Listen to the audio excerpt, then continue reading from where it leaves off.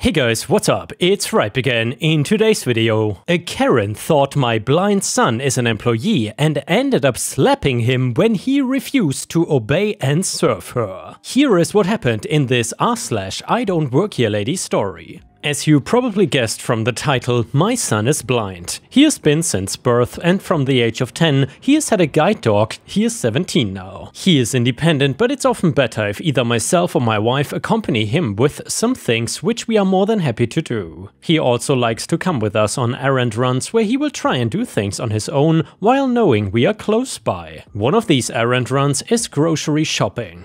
Usually he will come with either of us and we will give him a few bits to go and find on his own, just to build up that independence really. Anyway, on this particular day me and my son had gone to the big Tesco a couple miles down the road. It was a couple of nights before Christmas, so we needed a lot of food. I gave my son a small list for him to try and get on his own. Every 10 minutes or so I find him to see how he's doing, but he rarely needs any help and ends up finding everything with the help from some of the staff. About 15 minutes had passed since I checked on him, so I decided to go find him to see if everything was alright. I walked over just in time to hear some snotty lady shout at my son. "Oi, don't you see me waving at you?" she called as she frantically waved her arm a few meters from his face. "Sorry, are you talking to me?" my son asked, turning his head in the direction of the voice. "Yes, you idiot. Of course I am. And why are you moving so slowly through the aisles? Can you not see the mad rush around us? It's Christmas in a few days, or are you not aware of that?" The woman ranted, her foot was tapping on the floor. She wasn't wrong, the shop was quite busy, people were rushing around trying to get in the last-minute shopping. The poor employees looked just about as defeated as a WWE wrestler as they scrambled over the shop floor, but I'm convinced not a single soul in the building would have been as rude as that woman had just been to my son. "Wait a second, are you blind?" the woman asked with a scoff as she spotted the cane my son carried and the way his eyes were less focused on her than someone would ordinarily expect. "Excuse me, is there an issue here?" I asked as I came to stand behind my son. "Sir, this is none of your problem. This insolent man will not help me out. I want to see your manager, please." The woman looked down her nose at my son, who on this particular day was wearing an outfit similar to that of the employee uniforms. I was just about to interject when I felt my son squeeze my hand. He wanted to see where this was going. "And why would I help you?" he asked. The woman chuckled, eyes wide and shaking her head like a madman. "Why? Well, isn't that your job?" "I don't think I'll be helping you," my son replied. Clearly he had realized she thought that he was a staff member, but I could see he was now just toying with her.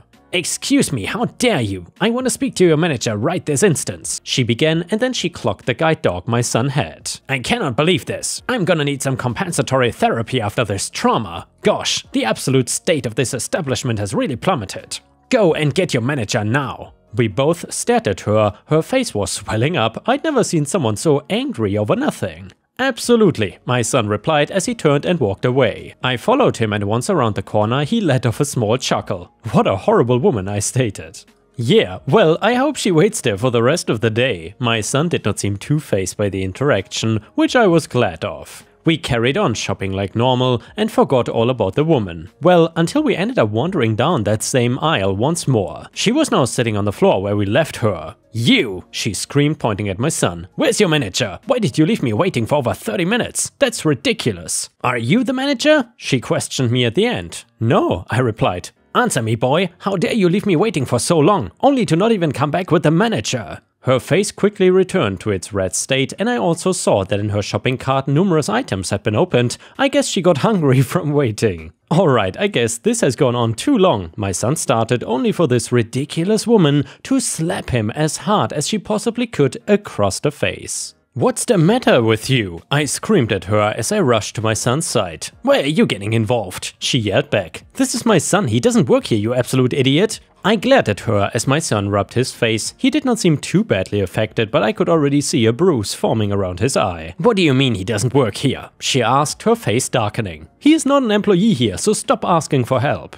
We were just having a little fun with you, given how gullible you were being. If he did work here, what would give you the right to be such a nasty piece of work, by the way, and slap him? And you know he is blind. In absolutely no circumstance would it be rational to slap a blind man who cannot see what you're about to do and to defend himself. You were tricking me? "That is so mean, I cannot believe it." I watched as she began to pretend to sob into her hands. I seriously think something was actually up with this woman, and then suddenly the fake sobs hitched in her throat and she gave us a sickening smile. I slowly pushed my son behind me. I had no idea what she was about to do. She slowly walked forward and before I knew it, she cat-kicked my son's guide dog quite harshly in the stomach. I was stunned momentarily by her actions. My son teared up hearing his dog in pain and crouched down to tend to him. The woman just smiled at us and then started laughing. I think that confirms my theory that there was definitely something wrong with her. "You need to obey me," she yelled at my son. "Why would I obey such a witch? Get lost," my son yelled back. Not liking this answer, she made an attempt to kick the dog again, but this time I saw it coming and gave her a massive shove. She landed on her rear and wasted no time getting straight up again. She quickly turned and ran, running alongside the aisle and knocking everything her hands could reach to the floor. Other shoppers darted out of her way, but some were too slow and got in the path of her wrath and got shoved to the side. I heard a nearby employee get on the line to security, "Get her dad!" My son shouted up from the floor. I figured why not and began chasing after her, and I'll be honest, it was quite fun. She was pushing over and knocking everything down. I nearly fell twice because of rolling cans and loose vegetables spilling everywhere. A few minutes later, she had cornered herself. "Why are you chasing me? I haven't done anything wrong. This is assault," the woman screeched, and by now, she had the attention of most people in the shop. She picked up things from the shelves and began chucking them at me. "Run back to your disabled son, he probably needs you to rescue him again." "Maybe he forgot where he was," she taunted, boiling my blood. "Just stay there until security can come and get you out of here," I said while I reached into my pocket to grab my phone. I was also gonna call the cops on this vermin. "Hey, stop that!" The woman saw what I was doing and decided to rush towards me. She knocked the phone out of my hand, which was already dialing, so the police will have heard everything. She started making a stance as if she were preparing to fight. Before she could do anything, I punched her square in the jaw. I heard a couple gasps, but there were more gasps of intrigue than horror. "Thanks for that," one of the security officers said as he hauled the woman to her feet and restrained her arms. Once the police got there, I went into the manager's office with them to sit down and explain everything. My son and dog came with us. "I cannot explain how sorry I am to the both of you that this happened here at our store." The manager had been pulling up the CCTV for the police to look at. "We have seen all that we need. This is more proof than we need. I assume you'll be pressing charges." The officer asked my son, who I nudged, so he knew he was the one being spoken to. "Yes, we will." The lady was sent to prison for assault of a minor, animal abuse, and damage of property and goods. It went on her permanent record, which will hopefully serve as a constant memory of this day to her. Tesco charged her for £10,000 to cover for the charges of the damages done to the products she cast onto the floor. We got a few grand as well from her, but on top of that, Tesco sent us numerous gift cards which sorted the Christmas shopping tenfold. My son did not seem overly fazed once again. My only fear that this is a reflection of how he will be treated in life, which is why I want to share this story. I hope that if more people can read this story, less people will be as cruel as that woman was. And here, Ripe Stars, if you enjoyed this crazy Entitled People story, then please don't forget to subscribe to the channel if you haven't already, and maybe even post a comment because that would help me tremendously. Thank you so much, and the next one is a story about someone escaping an arranged marriage. And trust me, this story is really worth listening to because it is really unexpected. Anyway, so I am pretty straight, maybe slightly bi. Let's get that out of the way first. I'm also an Indian American male around 26 years of age. I would also like to clear up some misconceptions around arranged marriage. A lot of non-Indians seem to think it's literally your parents choose who you marry and that is that, but that's not really the case. Instead, it's more like your parents tap their network to find potential partners for you. If you like each other's pictures, then you guys meet in person and then you decide whether or not you want to get married. So basically, your parents are Tinder and you get a meeting or two to decide whether or not you want to get married. It's not quite as bad as many of you think it is, but the whole process feels super rushed and I would rather date someone before I figure out if we are compatible or not. Anyways, my parents have recently been getting on my case about getting married. Apparently, I'm getting older, need to settle down and give them grandchildren or something like that.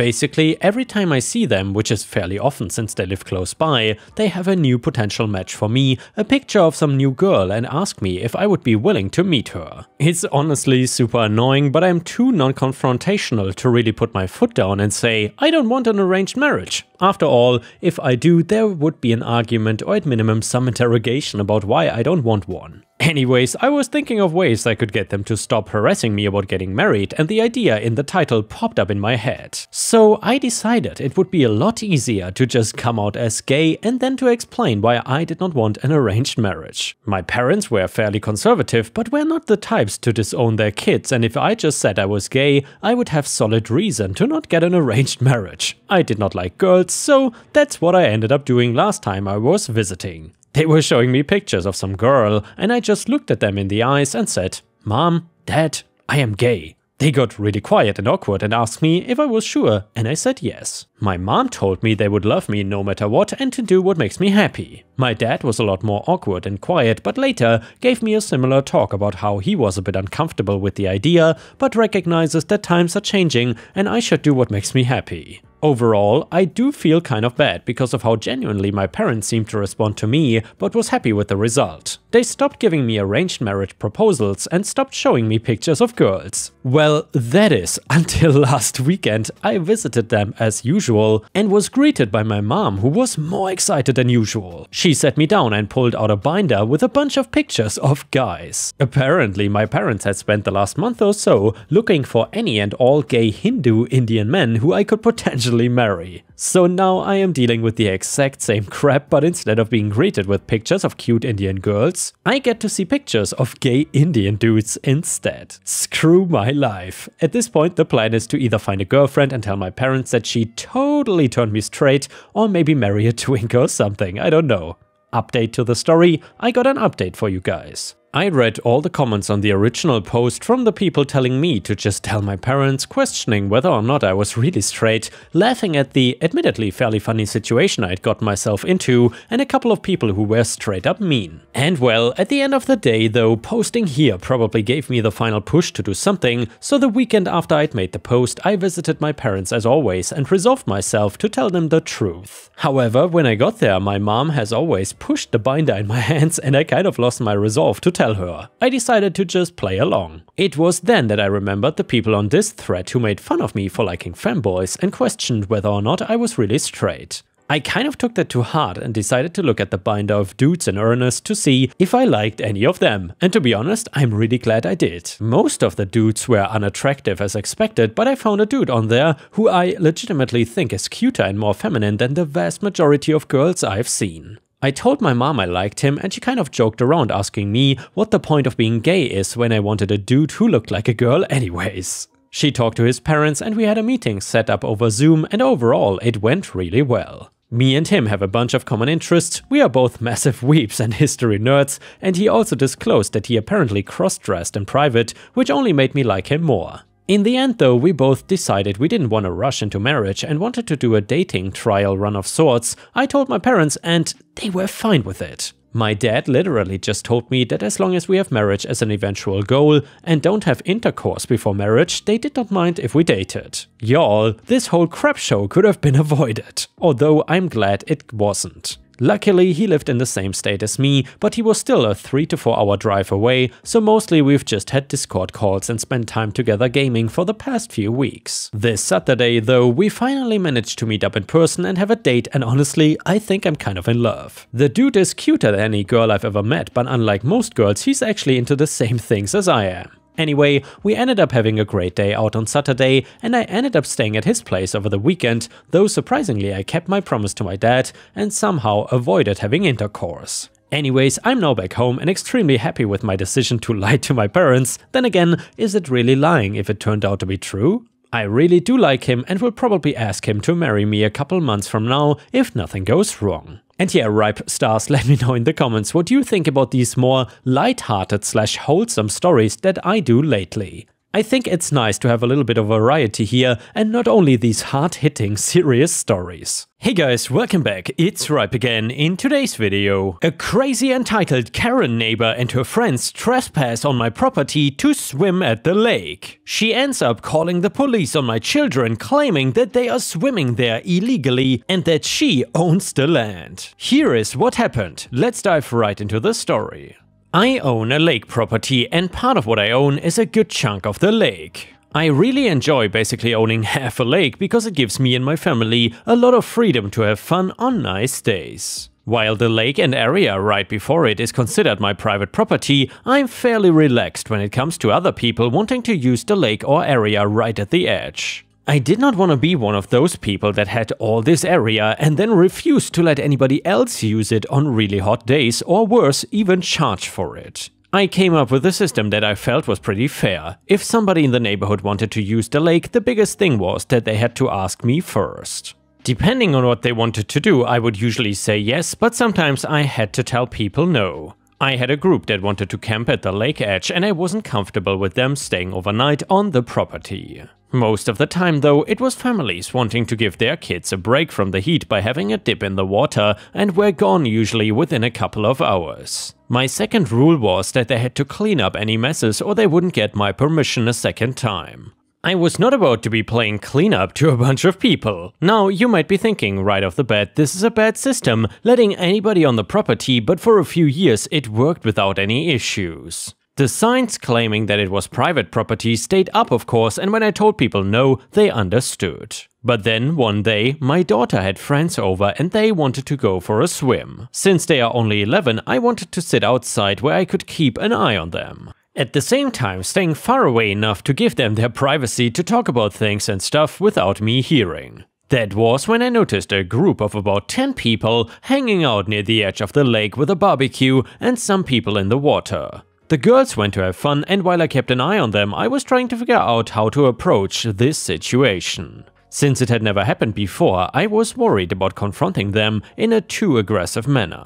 Also deciding if calling the police would even be warranted or just make me look like an a-hole. And by the way guys, just to quickly interject here, if people trespass on your private property, you are never the a-hole for calling the police. Trespassing is a serious offense, at least in my book. Anyway, the decision got made for me when the girls ran over to me, with my daughter crying and incoherently mumbling into my torso. Once I got her calmed down, she told me that the woman in charge, who I will now call Karen, told her that she had to get away from the lake or she would call the cops. Protective dad mode activated and looking like an ass be damned. So then I marched right up to Karen, ready to give her a piece of my mind. First I told the girls to make sure they stay by the house because I didn't want them following me to Karen. I have read too many bad stories online and she had a hot grill near her. I did not care about my own safety as I was gonna make sure that Karen was gone. As I got closer, I noticed that they had dumped their garbage all over the ground of my property as well. Me, you need to get your friends, pack up your crap, clean your mess and then get the hell out of here. Karen, this is a free country. Just because you're a man doesn't mean that you can tell me what to do. Me, this might be a free country, but this is private property and you are trespassing. I own this property and I want you to leave right now. Karen, you're lying. I see plenty of people out here all the time. Me, that's because they ask my permission and I allow it. You, on the other hand, will never get permission to be on my land after making my daughter cry. This is your only warning to get off the property and stay off of it. Karen, that little girl was indecent and a witch. I was here first and I want her to stay away or I would call the cops on her. She did not notice the signs, I guess. If she is going to start trouble about this, I'm gonna call the cops about her and you. She starts calling the police, talking about how people are trying to kick her out of her lake property because she is a woman. I guess suddenly it is her property out of nowhere, despite us both knowing that that is a pile of poop. I tell her again that I am the owner of the property and the police are clearly gonna see who is on the wrong when they arrive. She just smirks and tells me that we will see if the police side with an aggressive man or a poor innocent woman. She really believed being a woman meant that they would just believe her with no evidence that the property was hers. The police showed up and Karen started going on a rant about my daughter and her friends harassing them. that they were swimming in her lake and wants the police to arrest all 3 of the girls. Then demands that I get arrested as well because my presence is threatening to her and I'm also now trespassing. The cops are very confused about the whole situation, and even more so once I show them that this is my house and lake property. That Karen came with her friends and were the ones trespassing while my daughter just wanted to swim with her friends. The police called over my daughter and her friends to get their side of the story as well. The police explained to Karen that just because she was there first does not make the lake her property. That she, in fact, is actually the one trespassing with her friends and they all need to vacate and go back home. Karen gets furious about this information and runs over to my daughter before smacking her right in the eye. The police restrained Karen on the ground and put her into handcuffs after she committed assault and battery right in front of them on a minor. The entire time on the ground she is yelling and calling my daughter a witch and a liar. One officer is making sure that I don't get too close to Karen because he can tell how angry I am getting from her comments and actions. They get her into the back of a car and that's enough for the other friends to get out of there before they also get arrested. I demand before she is taken away to press charges for the trespassing, assault and battery. I started yelling too at some point, but I cannot pinpoint exactly when. Luckily my daughter was fine and just needed to ice the area to reduce how swollen it was gonna end up from that smack. I wanted Karen in jail for what she did to my daughter, but it wasn't up to me obviously. She was about to get off with probation and community service, then she decided to start insulting the judge and calling him an idiot because she clearly had done nothing wrong. I know zero about the legal system, but I do know that insulting the judge is a bad idea. Her sentence got raised to actual prison time and ended up behind bars.